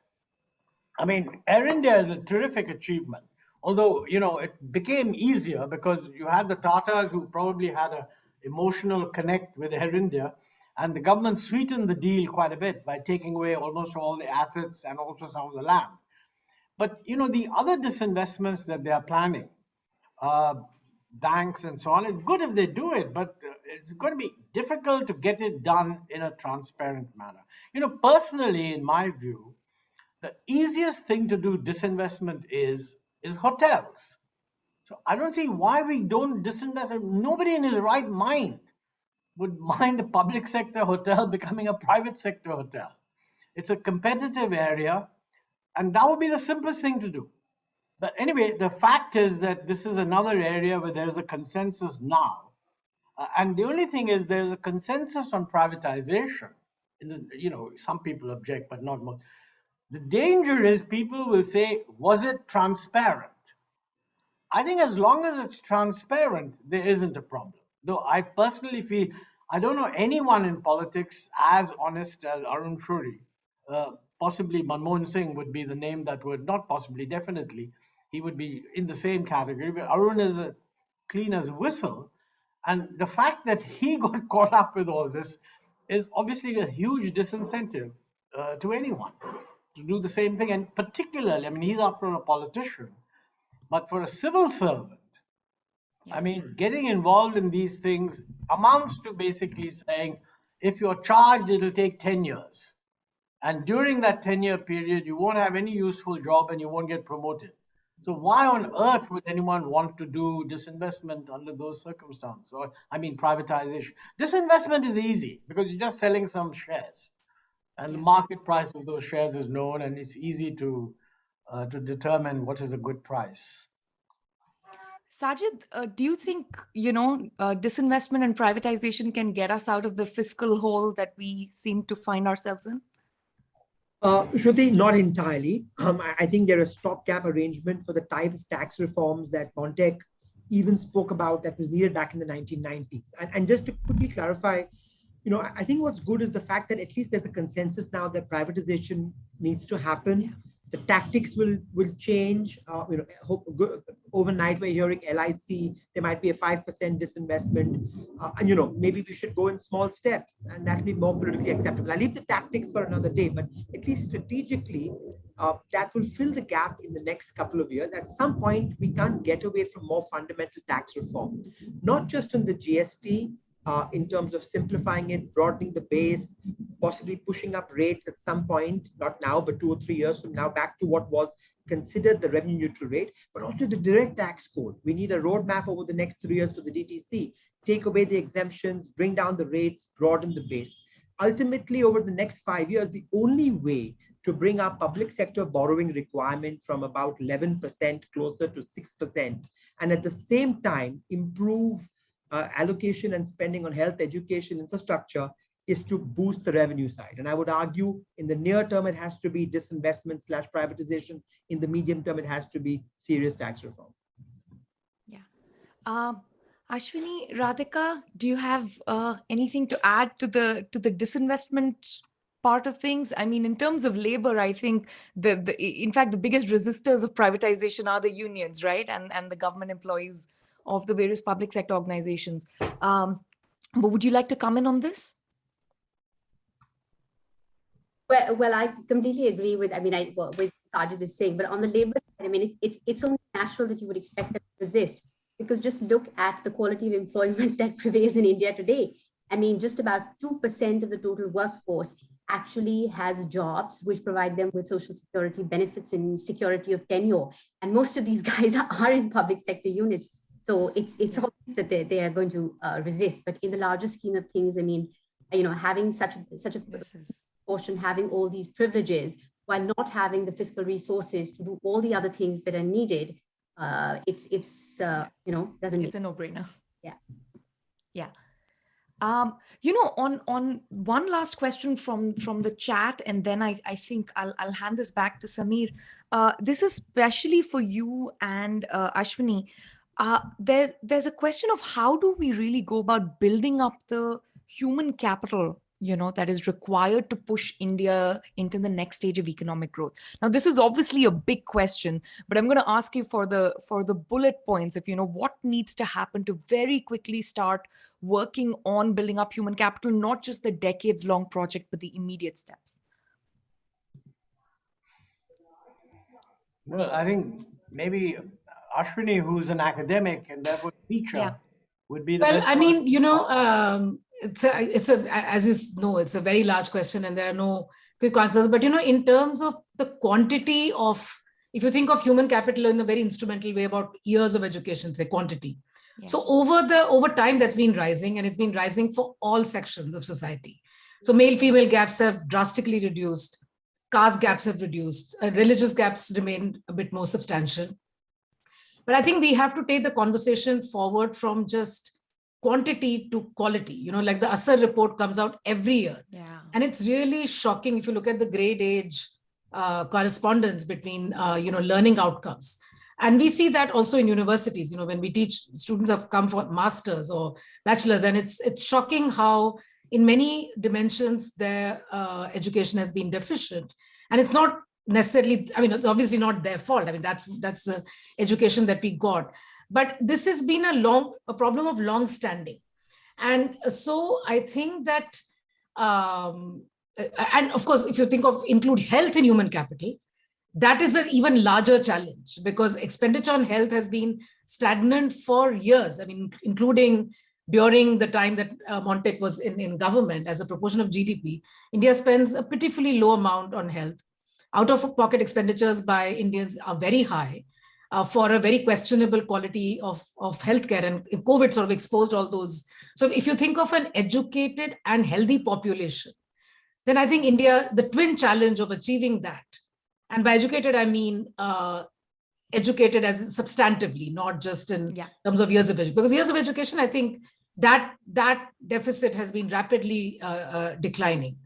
But, the various elements the first element has to be not denying the problem. We have to admit that we have a problem that needs to be taken care of. If you only talk about being Vishwaguru, et cetera, then the conversation is over even before it starts. So let's admit that here is a problem. Then let's think of what can be done, including genuinely invoking the federal structure. Because I think, as Montek said earlier, states have a big role to play in making this happen. And so I think it's a twin challenge of federalism as well as recognition of the problem. But I will say first things first, let's not deny the problem, let's admit it. And then let's think of what needs to be done. And respect scientific opinion. I think that's another huge challenge now that we are facing. So, yeah. I think on the recognition, to be honest, it's well recognized. Actually, it was one of the earliest slogans we had. Because if you go back to Jawaharlal Nehru's speech in the Constituent Assembly welcoming independence, he said that the big task before us to overcome poverty, ignorance, and disease. Now, we did do a lot on poverty because that was what most economists understood. But ignorance and disease was there, right there in August 14, midnight of 1947. Now, you mentioned, the problem one problem is that health is actually a state subject. Education has become a concurrent subject, but the instrumentalities for delivering it all at the state level. So one has to come to the conclusion, if we are a democracy, which we are, that the people of India don't care. Otherwise, why is it that no chief minister is being held responsible for the awful results of Asar in the different states? They don't feel that that's whereas, for example, clearly doles, freebies, that's a big thing. But getting good health and good education doesn't pay politically. So personally, I think to think that some central government is going to solve this problem is just not a valid conclusion. No, that's not, obviously that's exactly what I said. It's not, but I think that that's where politics comes in, which is you can change the narrative, to make these issues less important than they actually are. And I think that's what I meant by denial. Fair point. Yeah. If I can add to the quality dimension, yes. I think, one thing, because the question was in the context of manufacturing, is that how do you enhance the employability of your labor force? Because India has this unique situation where we have a very high youth unemployment rate, and yet when you talk to the private sector, they say there is no skilled labor available. And this is a country where 30% of youth has been in this NEET category since 2000. So, a skill, be it education or skills policy, that has to work towards enhancing the employability of the workforce, providing them an adequate level of industrial literacy so that they can do this manufacturing activity. And again, just going back to the point that I made right in the beginning, these human capital development strategies should be integrated into be it your industrial policy or your economic growth strategies, and have that cohesion like we saw in the M document. Yeah. No, and I think this is a great point to wrap up here. But Montek, I don't mean to embarrass you, but I think I'm going to embarrass you a little bit. First, because I think what I've seen in the book, and I've had the opportunity to have multiple conversations with you about your book, is how engaged and involved you have been on what is going to lead India and Indians into greater levels of prosperity for a good 5 decades at this point, which I think is just remarkable and an exceptional public service. So for that, I will thank you. And as everyone has mentioned so far, the book is fantastic. It's very well written. It is not one of those boring technical documents, nor is it a self-serving memoir. It's really a story of how India and Indian political economy navigates difficult questions, forms consensus, and tries to move forward as a collective. And I think it's very useful for everyone to read this book, whether you're a historian, whether you're studying to be a political scientist, or whether you're studying to be an economist, or even if you just want a great read on contemporary India. So I recommend everyone who's tuned into this to certainly read the book. And thank you, everyone. Vinay had to leave. He had to teach a class. Pradeep had to leave. But thank you, Ashwini, Radhika, Sajid. It's, so wonderful to see all of you and have this chance to speak with you today. And thanks to Scotch and Samir and Rohan. I'll just hand this over to you now, Samir. Just a brief thank you all. I think it's a very engrossing and interesting discussion. When we tell people that you can have 90-minute panels, they don't believe us, but this has been more than 90 minutes. We're 20 minutes over. So thank you very much. And as I said, this will be available on our website. We've had 500 very engaged viewers already. By the end of the month, this number will become 50,000 after we boost the post and more people see that. And Shruti, if you could help pen down, what you think is the outcome of this, that will really help. Otherwise, somebody from our side will do that. And no, I mean, I can quickly summarize in a few sentences. Hopefully someone else will do the penning down. But I think it's become quite clear that through the discussion, first, that India needs a growth strategy, right? Economic growth is central to everything that every single person has talked about.